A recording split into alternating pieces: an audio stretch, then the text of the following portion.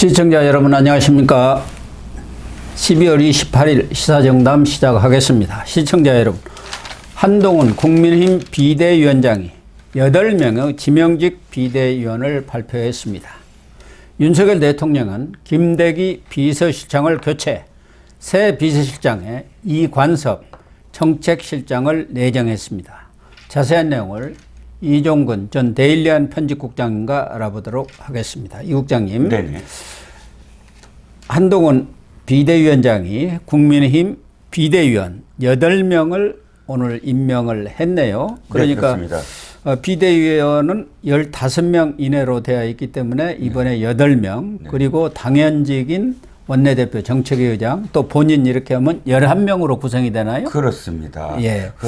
실제로 지금 원래 당연직이 3명이지요. 정책위의장하고 그다음에 비대위원 장하고 그다음에 비대위원장이 아니라 저 원내대표하고 정책위의장하고 사무총장 이 3사람이 그렇군요. 사무총장까지 당 들어가죠. 3역. 예. 당 3역이죠. 예. 비대위원장은 사실 딸이니까 당 3역은 지금 원래 결정이 돼 있고, 눈여겨볼 건 지금 전부 다 사표를 냈긴 했는데 유임을 시켰죠. 유이동 정책위의장도 유임을 시키고 해서 지금 3명 이외에 8명을 지금 임명을 했습니다. 그러니까 12명이 되는 겁니다. 12명이네요. 예, 비대위원장까지. 예, 12명이 되겠습니다. 12명. 이번에 8명 임명을 했는데 좀 네. 소개를 해 주시고 어떤 특징이 있는지 좀 네네. 간략히 설명을 해 주시죠. 예, 가장 눈에 들어오는 사람을 3사람을 먼저 꼽겠습니다. 이 3사람이 굉장히 이름이 알려져 있는 사람들이다라고 제가 말씀을 드리고 싶고요. 첫 번째가 민경우 씨입니다. 민경우 씨는 범민련이라고 해서 통일운동, 좌파에서는 통일운동이라고 하지만 사실은 굉장히 종북 주사파의 핵심적인 그런 단체입니다. 그래서 북한에 늘 이렇게 소통을 하면서 북한의 선전선동을 우리 남한에 어떻게 적용하느냐, 이것을 굉장히 중심적으로 역할을 해왔던 단체인데, 이 범민련의 간부로서 굉장히 오랫동안 활동했던 사람입니다. 남측본부 사무처장이면 사실상 실무진에서는 실무적으로 이끌어온 사람 아닙니까? 그렇죠. 왜냐하면 이제 명망가들은 사실 이름이 더 유명한 사람들이 있지만 공동대표 그렇죠. 이런 거 맡고 공동대표 하면서 실제로는 사무처장이 다 이끌어가죠. 그렇죠. 가장 중심적인 실무 역할을 맡고 있는 최고 책임자로서 지금까지 일을 했고, 지금은 전향을 해서 시민단체처럼 해서 길이라는 그런 이름의 시민단체에서 활동을 하고 있고, 그런데 지금 굉장히 최근에 활발하게 586 정당인 민주당의 주사파들과 관련된 그런 폭로, 아니면 예전에 어떤 행동을 했는지, 또 최근 들어서 이종건 고문치사 사건, 이석 고문치사 사건 있지 않았습니까? 그것을 가장 생생하게 그때 어떤 일이 있었나, 운동권들이 얼마나 비윤리적이고 비도덕적이었나를 생생하게 목소리를 들려주는 그런 사람입니다. 이 민경우 씨가 지금 비대위원이 된 게 굉장히 눈에 들어오고요. 김경률 씨는 너무 김경률 회계사 너무 유명한 사람이죠. 참여연대 출신 아닙니까? 참여연대 출신이고, 근데 진중권 또 김경률 이런 몇 명이 서민 이런 몇 명이 함께 모여서 조국 흑서를 발간했죠. 예, 그렇죠. 예, 특히나 김경률 회계사는 회계라는 그런 이 자신의 굉장히 큰 능력을 갖고 대장동과 관련해서 아주 혁혁하게 그때 폭로를 했어요. 왜 화천대유 천화동인 할 때 화천대유가 1호부터 6호까지 있잖아요. 근데 저도 김경률 회계사 한 가지만 말씀드리면, 그때 진짜 놀랬던 게, 이 6개의 화천대유의 1호, 2호, 3호, 4호 6개의 자본금 있지 않습니까? 7호까지 있죠. 7호. 7호까지인가요? 죄송합니다. 자본금들이 다 다르잖아요. 액수가 다 다른데 끝수까지 다 달라요. 근데 김경률 회계사가 다 합쳐본 거예요. 그랬더니 딱 떨어지게 10억이라는 거예요. 10억. 딱 떨어지게. 그러니까 일부러 합쳐서 10억을 딱 7호까지 쪼갰다라는 거를 밝혀낸, 지금도 회계적인 어떤 시각으로서 어떤 비리라든지 이런 것들을 아주 날카롭게 폭로하고 있는 사람이고요. 구자룡 변호사가 정말 가장 핫한 진짜 변호사 중에 하나입니다. 이재명 저격수로 알려져 있지 않습니까? 45인데요. 저도 이제 방송에서 주로 보는데, 한 번도 흥분하는 게 없어요. 흥분하지 않고 논리적으로 상대방의 이야기를, 상대방의 주장을 분쇄하는데 아주 혁혁한 그런 그 공을 세우고 있는 사람입니다. 이렇게 세 사람이 가장 눈에 들어오고요. 이 3인방은 그러면은 대야 공격수 역할을 하겠네요. 586 운동권 지금 청산을 네. 한동훈 비대위 위원장이 지금 내걸고 나섰지 않습니까? 예, 바로 삼총사라는 측면에서 제가 이 세 사람을 갖고 온 게 바로 그겁니다. 뭐냐면 이 한동훈 비대위원장이 취임사를 통해서 구도를 확 바꿔버렸어요. 어떤 구도? 정권 심판론이었잖아요. 지금까지 구도가. 그런데 586 민주당 심판론으로 바꿔버렸어요. 가장 지금 문제가 뭐냐? 정권이 문제냐? 586 정당이 문제냐? 586 정당이 지금까지 원래 386에서 시작해서 686까지 갔다. 그렇죠. 30대에서 60대까지. 지금 60대 됐지 않습니까? 송영길 이런 사람들이. 그렇죠. 그래서 386, 486, 586, 686까지 이 정당, 이 기득권을 형성을 하면서 우리나라를 망치고 있다. 이렇게 표현하지 않았습니까? 예, 국민이 군림하고 있다고 그랬죠. 그렇지요. 이 세 사람이 바로 아주 철저하게 그런 운동권 정당의 그 이면을 파헤치면서 폭로해 줄 사람들이다. 라고 생각을 하고요.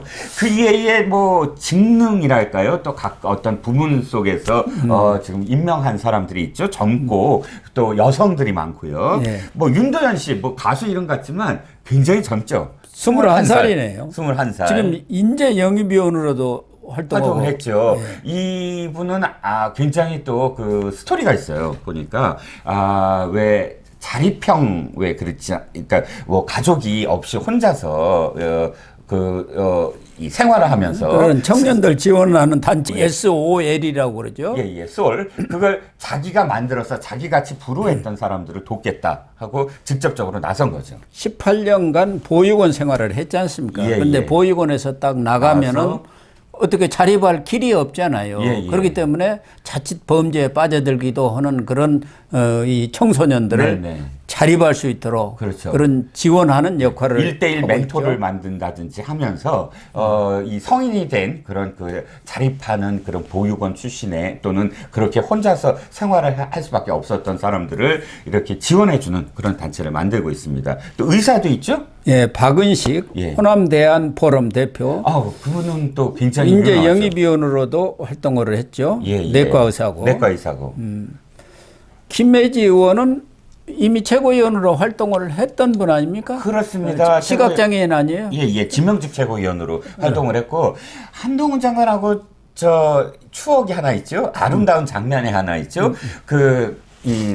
김혜지 최고위원이 김혜지 의원이 본회의 질문을 하는데 원래 눈이 지금 장애가 있으시잖아요. 네, 시각장애인. 안 보이시니까 이제 그 한동훈 장관 나와 주세요 하는데 한동훈 장관이 딱 그 답변석에 딱 서서 한동훈 장관 나와 있습니다라고 얘기하니까 김혜지 의원이 아이고 그렇게 말씀해 주셔서 대단히 고맙습니다 하는 장면이 있어요. 네, 그러니까 맞아요. 이 한동훈 장관이 그때 얼만큼 배려하고 공감하려고 하느냐, 내가 나왔다라고 알려주는 이 배려 뭐 해갖고 굉장히 아름다운 장면으로 꼽히는 순간이고요. 또 김혜지 의원이 장애인들과 관련된 법을 또 적극적으로 또 추진도 많이 하고 활동 그러니까 의원 활동도 자신의 어떤 장애를 딛고 굉장히 활발하게 활동을 해서 정책적인 부분에서 상당히 많은 또 도움을 받을 수 있지 않을까 싶고요.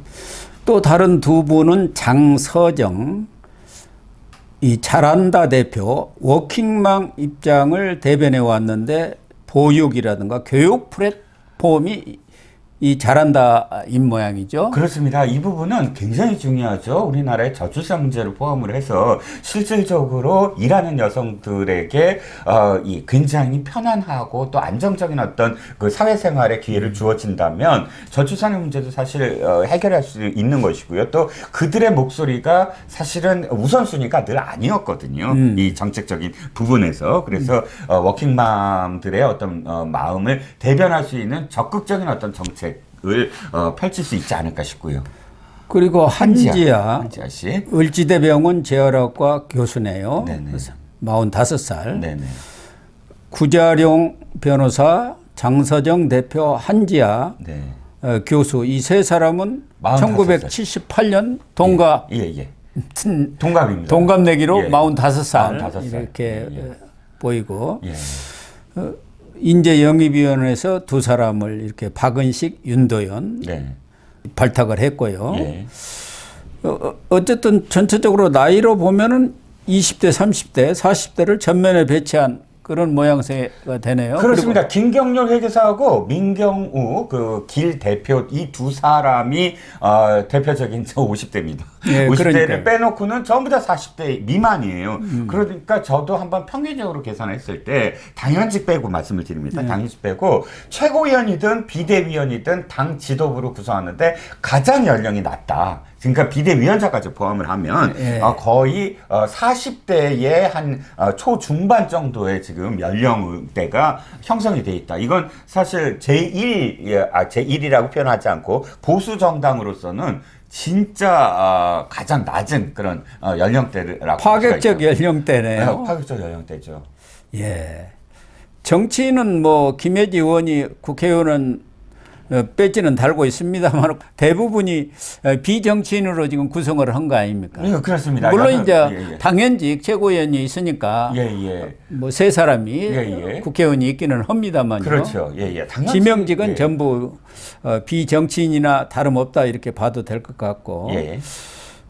다만 전에 윤희숙 전 의원 네. 또 이수정 경기대 교수 이런 분들도 거론이 됐는데 이런 분들은 제외가 됐네요. 그렇죠. 이수정 교수가 좀 파동이 있었어요. 그러니까 지금 이 한동훈 비대위원장이 한 이틀 정도 잠수했잖아요. 그리고 완전히 전화도 닫았습니다. 예, 그렇죠. 그때 이수정 교수가 계속 오르내렸어요. 특히나 MBC가 오보를 쳤습니다. 속보 그러고 이수정 비대위원 확정 이런 식으로 냈어요. 네. 그러다 보니까 비판이 좀 쏟아졌어요. 왜냐하면 이게 다른 사람 아까 지금 한동훈 비대위원장은 완전히 끊어버렸거든요. 모든 연락을 다 끊어버렸어요.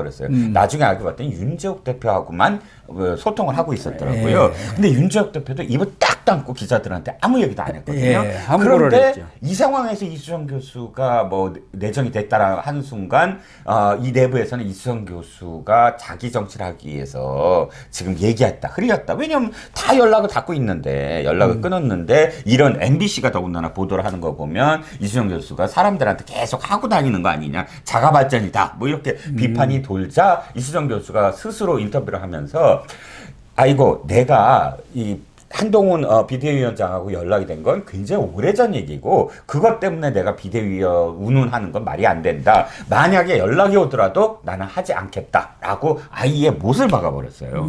그래서 이수정 교수는 아마도 뭐 여러 가지 어떤 파동도 있고 해서 제외된 것 같습니다. 그러나 좀 뭐 파격적이라 할까? 과거 2011년이죠. 박근혜 비대위 네네. 시절에 그때는 이제 김종인이라는 사람이 있었죠. 비대위원으로. 그래서 경제 민주화라는 아젠다를 끌고 들어와 갖고 그렇습니다. 판을 완전히 뒤엎었지 않습니까? 그렇죠. 사실은 그 말씀하는 이준석이도 그때 들어왔죠. 28인가? 26인가요? 아마 그럴 겁니다. 예. 제 기억에는. 그때 들어왔죠. 네. 한동훈 비대위원장이 비대위원 선정에 제일 초점을 뒀던 말은 실력이었거든요. 그렇죠. 실력 능력. 있는 사람, 예. 능력 있는 사람, 네네. 헌신할 수 있는 사람. 네네. 그렇게 했는데 아마 각 분야의 전문성을 좀 우선시한 것 아닌가 하는 생각은 듭니다. 아쉬운 부분은 경제예요, 사실. 네, 그러니까. 경제 정책과 관련된 부분에 뭐 전문적인 직능을 가진 사람이 있었으면 하는 아쉬움은 있는데 그럼에도 불구하고 각각의 면면을 보면 뭐 그냥 그 정치판에 기웃거린다든지 자기 정치를 한다든지 이럴 사람은 없어 보인다는 겁니다. 어쨌든 비대위원이 이번에 내정이 됐으니까 내일 상임정국위원회에서 추인이 되면은 네. 바로 임명이 되고 내년 초 1월 1일부터는 네. 현충원 참배를 시작으로 해서 한동훈 비대위가 본격 가동이 되니까 네. 한동훈 비대위 앞날 네.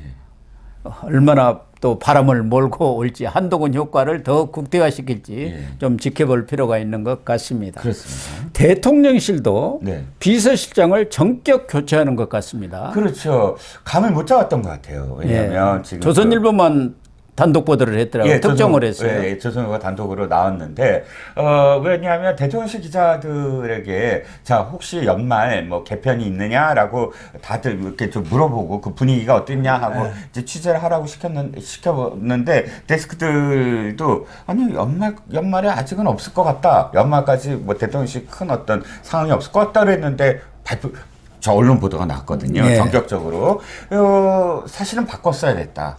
여러 가지 어떤 이유가 있었죠.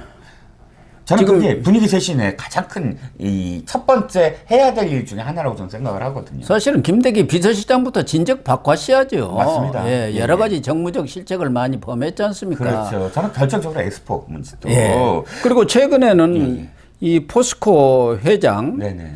거기에 뭐 교체에도 관여를 했다는 지라시가 좀 돌고 그랬지 않습니까? 또 아들 문제도 뭐 이렇게 논란을 빚고 있고 연관성이 있고요. 둘 다 근데 아주 결정적인 어떤 뭐 그러니까 그 내려오는 어떤 이유라고 하기에는 교체 이유는 뭐될 사안은 아니죠. 후임 비서실장은 이관섭 정책실장이 내정이 됐지 않습니까?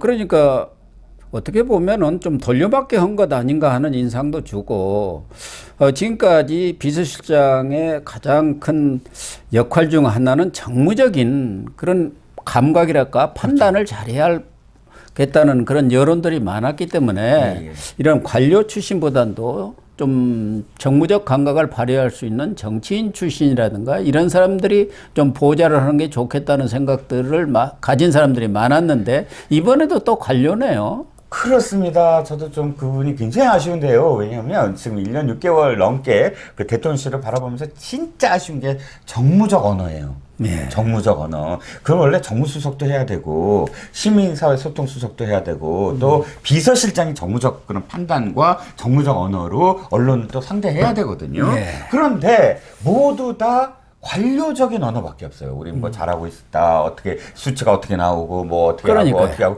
이게 많이 잡다하게 얘기해봤자 임팩트가 하나도 없어요. 그리고 관료들은 절대 쓴소리 하지 않습니다. 다 가서 딱 엎드리는 게 관료들의 하나의 체질화된 어떤 특성이거든요. 그러니까 시키면 시키대로 한다. 예. 이거잖아요. 예. 그리고 관료들의 습성은 PPT에 능하다. 예. 보고하고 이런 이렇게 차트 딱 해갖고 이건 이렇습니다. 저건 저렇습니다. 끝. 일목요연하게 딱 끝.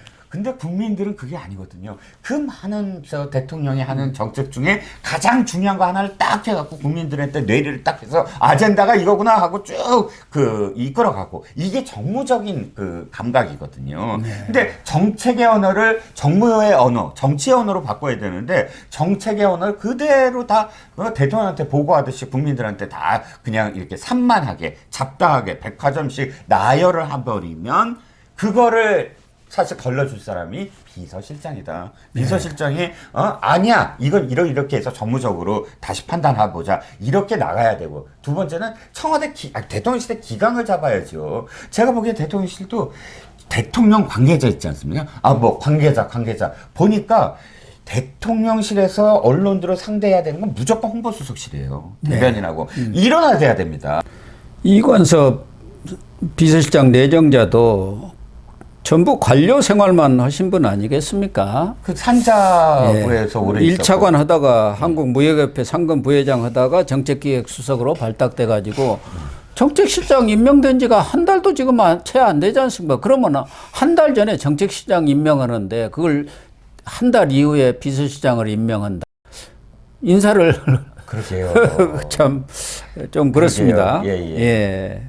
그 다음에 아마 정책실장은 성태윤 연대 경제학과 교수가 내정이 된 것 같습니다. 이분도 뭐 방송을 많이 타는 분이죠.